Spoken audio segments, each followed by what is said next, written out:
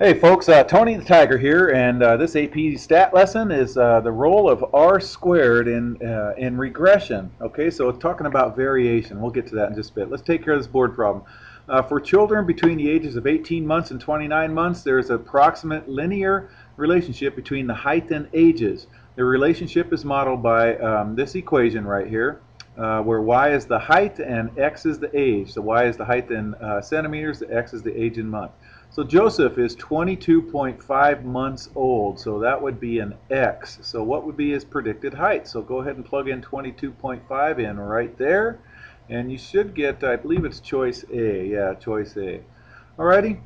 Okay, so let's go ahead and get started. So the role of R squared in regression. So R squared is just another way to measure how strong the correlation is. The closer R squared is to 1, the more accurate your equation is. I'm in the middle of class as you're hearing the bells go off right here, so you might hear one more. As the correlation grows less strong, then your prediction becomes less accurate. Okay? All right, so note when x and y are perfectly correlated, then r equals 1 or r equals -1, and the change in y is the same as the change in x. Okay, facts about your least square regression lines. They have to be an explanatory and a response variable. And if you reverse the variables, you'll get a different equation. You get a different line.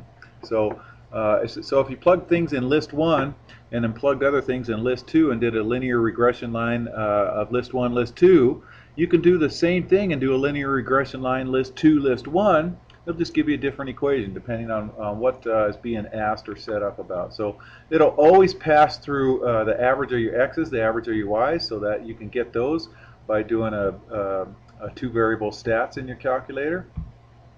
Okay, and remember the slope is your correlation times the standard deviation of y over the standard deviation of x. All that stuff is in your calculator when you plug them in your list.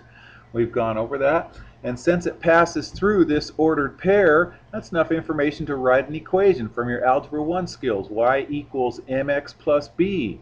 Okay, here's my m right here. This is my slope, whatever you get right here. And to get b, I just substitute in this ordered pair. The average of your x's, the average of your y's, and you get those from your calculator.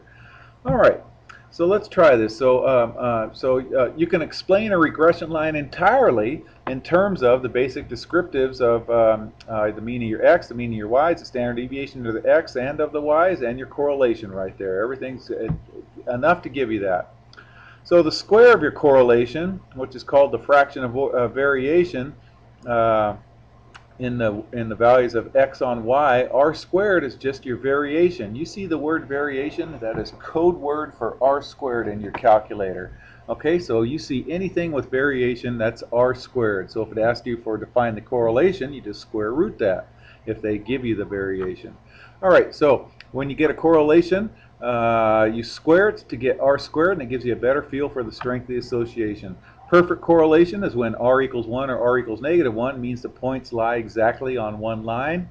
So r squared would be 1, and all the variation r squared in one variable would be accountable for the linear relationship with the other variables. It's really easy. So for example, say I had a correlation of -0.7 or +0.7. Then square that. Your r squared would be 0.49, which means about half the variation. Remember, variation is code word for r squared. So this is roughly 50%, so about half the variation is accountable for the linear relationship in y. So in the r squared scale, correlation would be plus or minus 0.7 is about halfway between 0 and plus or minus 1 on the correlation scale. Okay, you try it now with this assignment. Take care.